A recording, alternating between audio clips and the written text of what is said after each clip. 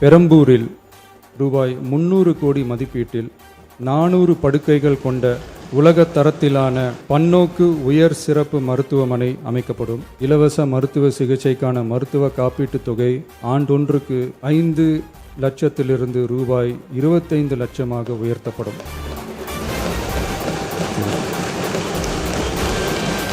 முதலமைச்சரின் புற்றுநோய் பராமரிப்பு இயக்கம் 677 கோடியே 44 லட்சம் ரூபாய் மதிப்பீட்டில் மேம்படுத்தப்படும். சென்னை ராஜீவ்காந்தி அரசு பொது மருத்துவமனையில் 471 கோடியே 80 லட்சம் ரூபாய் மதிப்பீட்டில் G+14 தளங்களுடன் ஒருங்கிணைந்த புற்றுநோய் சிகிச்சை பிரிவு அமைக்கப்படும். அனைத்து சட்டமன்ற உறுப்பினர்களுக்கும் அரசு சார்பில் வாகனம் வழங்கப்படும் என்பதை மகிழ்ச்சியோடு தெரிவித்துக் கொள்கிறேன். சட்டமன்ற உறுப்பினர்களுக்கு அரசு வாங்கி வழங்கும் வாகனத்தை பராமரிக்கும் விதமாக வாகனத்திற்கு ஓட்டுநர், எரிபொருள், வாகன பராமரிப்பு உள்ளிட்ட செலவினங்களுக்காக மாதந்தோறும் ரூபாய் 75,000 வாகன படியாகவும்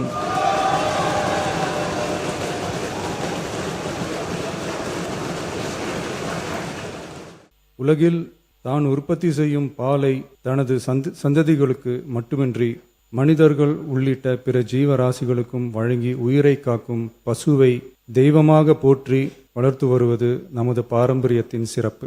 இன்றைய அறிவியல் உலகில் 1 லிட்டர் பாலை உற்பத்தி செய்வதற்காக பசுவின் உடலில் சுமார் 500 லிட்டர் ரத்தம் சுத்திகரிக்கப்படுவதாக கூறப்படும் போது பசுவின் உழைப்பை எண்ணி வியக்க தோன்றுகிறது. தமிழ்நாட்டில் 8800 பால் கூட்டுறவு சங்கங்களில் உள்ள 3,16,000 பால் உற்பத்தியாளர்களிடமிருந்து தினசரி 34 லட்சம் லிட்டர் பால் கொள்முதல் செய்யப்பட்டு ஆவின் நிறுவனத்தின் மூலம் நாளொன்றுக்கு 31 லட்சம் லிட்டர் பால் நுகர்வோருக்கு விற்பனை செய்யப்பட்டு வருகிறது.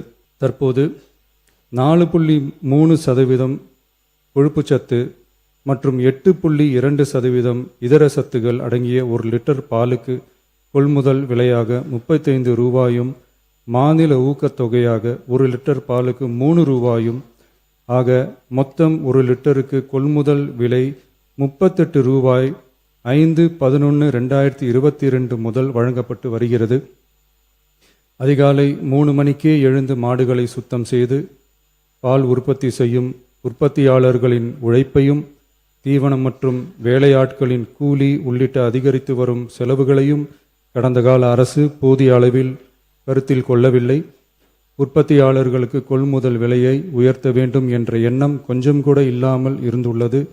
கடந்த காலத்தில் கொள்முதல் விலை உரிய அளவில் உயர்த்தப்படாத நிலையில் நம் அரசு சந்தித்து வரும் அதிகப்படியான நிதி நெருக்கடியிலும் பால் உற்பத்தியாளர்களின் நலனையும் வாழ்வாதாரத்தையும் கருத்தில் கொண்டு அவர்களின் உன்னதமான உழைப்பிற்கு உரிய மதிப்பை வழங்கும் வகையில் கொள்முதல் விலையை உயர்த்துவது நமது அரசின் கடமையாகும். தொடக்க பால் உற்பத்தியாளர்கள் கூட்டுறவு சங்கங்களில் பால் வழங்கும் 3,16,000 மேலான பால் உற்பத்தியாளர்கள் பயனடையும் வகையில் பால் கொள்முதல் விலையை லிட்டர் ஒன்றுக்கு கூட்டுறவு சங்கம் மூலமாக 1 ரூபாய் உயர்த்தவும், மேலும் அரசு ஊக்கத்தொகை 3 ரூபாயிலிருந்து 5 ரூபாயாக உயர்த்தவும் ஆக மொத்தம் 1 லிட்டர் கொள்முதல் விலை 38 ரூபாயிலிருந்து 41 ரூபாயாக உயர்த்த அரசு முடிவு செய்துள்ளது. இந்த கொள்முதல் விலை உயர்வால் கூடுதலாக ஒரு மாதத்திற்கு ரூபாய் 30 கோடியும் ஒரு ஆண்டிற்கு 360 கோடியும் செலவாகும். மாண்புமிகு பேரவைத் தலைவர் அவர்களே, ஒரு உயிரின் மதிப்பை அவரது வருமானம் தீர்மானிக்கக்கூடாது. வசதி படைத்தவர், வசதி குறைவானவர் என்ற நிலை மருத்துவத்துறையில் இருக்கக்கூடாது.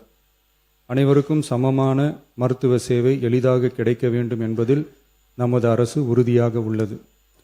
மருத்துவம் என்பது சலுகை அல்ல, ஒவ்வொரு மனிதனின் அடிப்படை உரிமை.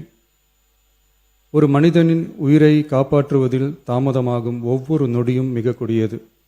மருத்துவத்தை தேடி வரும் மக்களின் பாதையில் இருக்கும் தடைகளான வறுமை, தொலைவு, மருத்துவர் பற்றாக்குறை, மருந்துகளின் விலை, மருத்துவ விழிப்புணர்வு இல்லாமை, காத்திருப்பு, அவசர கால வசதியின்மை போன்றவற்றை படிப்படியாக அகற்றி ஏழை, பணக்காரர், கிராமம், நகரம் என்ற பாகுபாடின்றி ஒவ்வொருவருக்கும் தரமான மற்றும் எளிதான மருத்துவ சேவை கிடைக்க செய்வதை முதன்மையான நோக்கமாக கொண்டு செயல்பட்டு வருகிறது நமது அரசு. மாண்புமிகு பேரவைத் தலைவர் அவர்களே, மருத்துவம் மற்றும் மக்கள் நல்வாழ்வு துறையில் சில அறிவிப்புகளை சட்டப்பேரவை விதி 110 கீழ் இன்று வெளியிட விரும்புகிறேன். வடசென்னை மக்களுக்கு உயர்தர மருத்துவ சேவை எளிதில் கிடைக்கும் வகையில் பெரம்பூரில் ரூபாய் 300 கோடி மதிப்பீட்டில் 400 படுக்கைகள் கொண்ட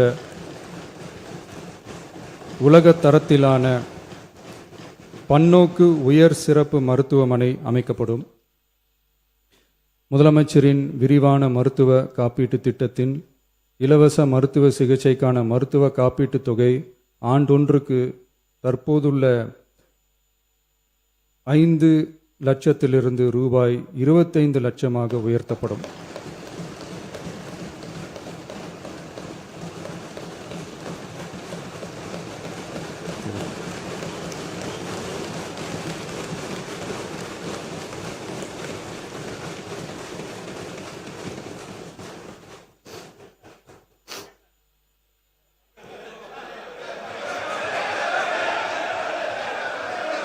நீங்க படிங்க உட்காருங்க. மாநில உறுப்பினர் ஆசிரியர் உட்காருங்க. பேரவை முன்னவர் உட்காருங்க. அப்புறம் எடுக்கலாம். உட்காருங்க.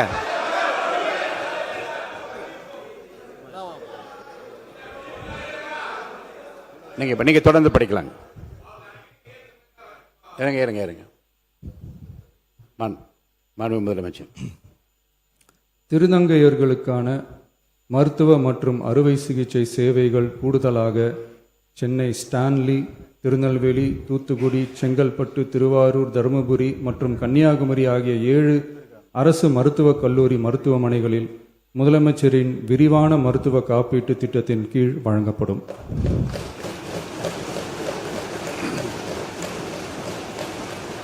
தமிழ்நாட்டில் 2014 ஆம் ஆண்டிற்கு பிறகு புதிய அரசு செவிலியர் கல்லூரிகள் தொடங்கப்படாத நிலையில் தரமான மருத்துவ சேவைக்கு தேவையான செவிலியர், மருந்தியல் மற்றும் துணை மருத்துவ பணியாளர்களை உருவாக்கும் வகையில் அரசு மருத்துவக் கல்லூரிகளில் ரூபாய் 351 கோடி மதிப்பீட்டில் கூடுதல் மாணவர் சேர்க்கை இடங்கள் உருவாக்கப்படும்.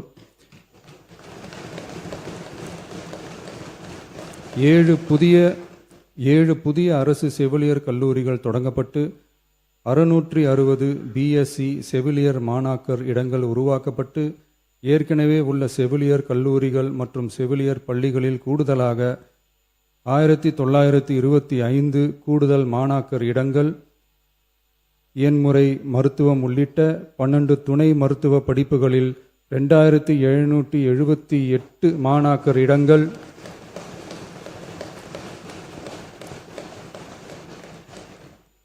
மருந்தியல் படிப்புகளில் 735 கூடுதல் இடங்கள் என மொத்தம் சுமார் 6998 கூடுதல் மாணாக்கர் இடங்கள் உருவாக்கப்படும். தமிழ்நாட்டில் அதிகரித்து வரும் புற்றுநோய்களை தடுக்கவும் தரமான சிகிச்சை வழங்கவும் முதலமைச்சரின் புற்றுநோய் பராமரிப்பு இயக்கம் chief ministers cancer care mission 677 கோடியே 44 லட்சம் ரூபாய் மதிப்பீட்டில் மேம்படுத்தப்படும்.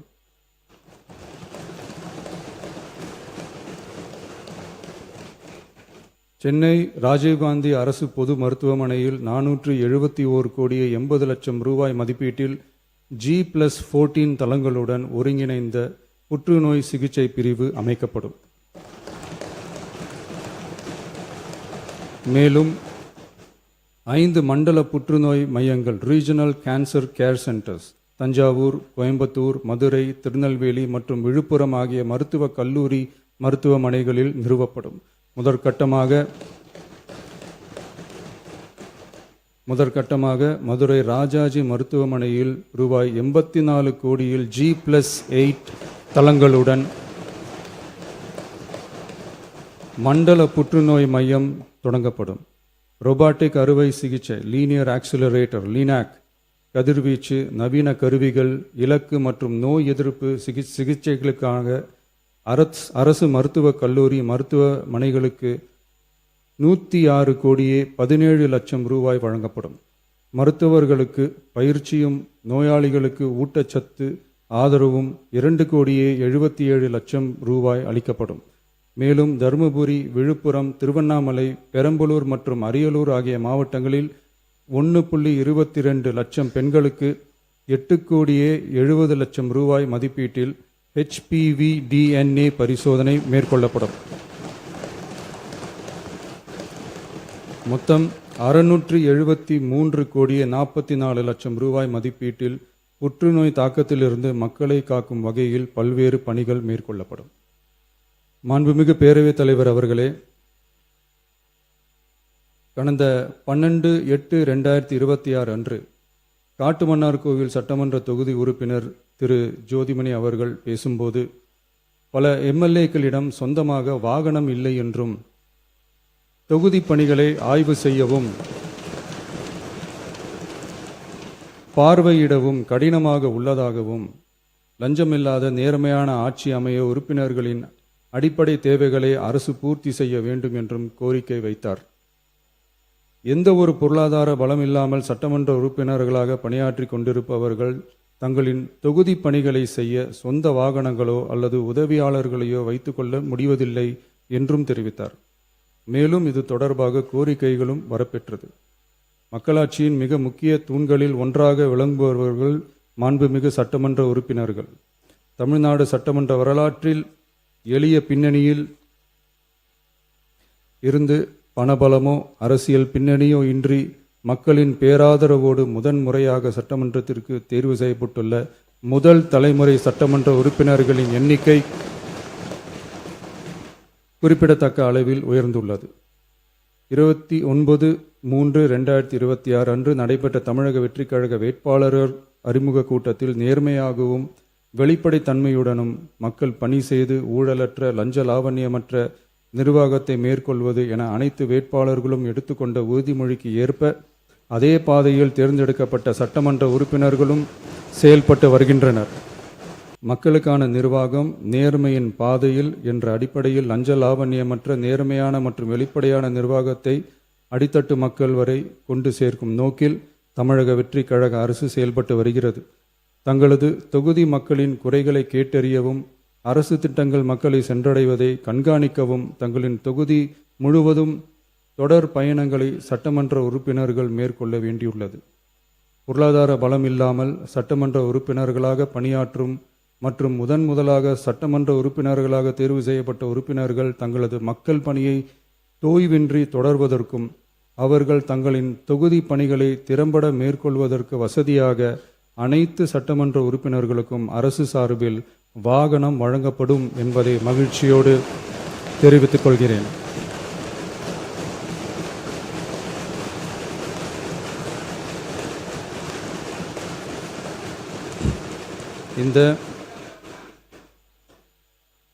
இந்த அறிவிப்பு சட்டமன்ற உறுப்பினர்கள் தங்களின் பயண தேவைகளுக்காக பிறரை சார்ந்து இருப்பதை தடுத்து அவர்கள் எவ்வித சமரசமும் இன்றி சுதந்திரமாகவும் நேர்மையாகவும் தங்களின் தொகுதிக்கு உட்பட்ட கிராமப்புற மற்றும் தொலைதூர பகுதிகளுக்கு எளிதாக பயணம் செய்து தொகுதி முழுவதும் உள்ள மக்களை நேரடியாக சந்தித்து அவர்களின் குறைகளுக்கு தீர்வு காண வழிவகுக்கும். அதோடு மட்டுமின்றி சட்டமன்ற உறுப்பினர்களின் பொருளாதார சுமையை குறைத்து கடைக்கோடி மக்களுக்கு லஞ்ச லாவண்யமற்ற நேர்மையான மற்றும் வெளிப்படையான நிர்வாகத்தை அளிக்கவும் உதவும்.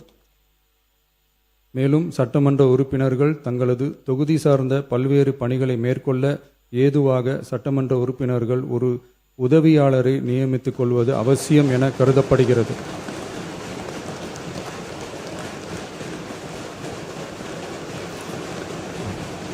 எனவே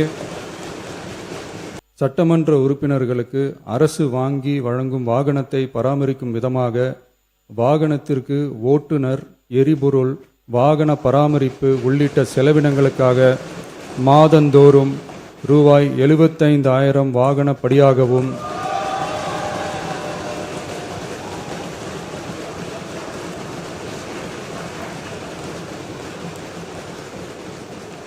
அலுவலக பணிகளில் உதவி செய்ய ஓர் உதவியாளரை நியமித்துக் கொள்ள மாதந்தோறும் ரூபாய் 25,000 உதவியாளர் படியாகவும்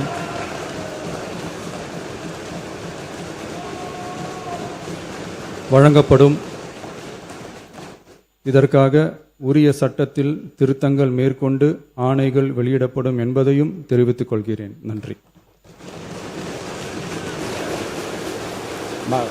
மாண்புமிகு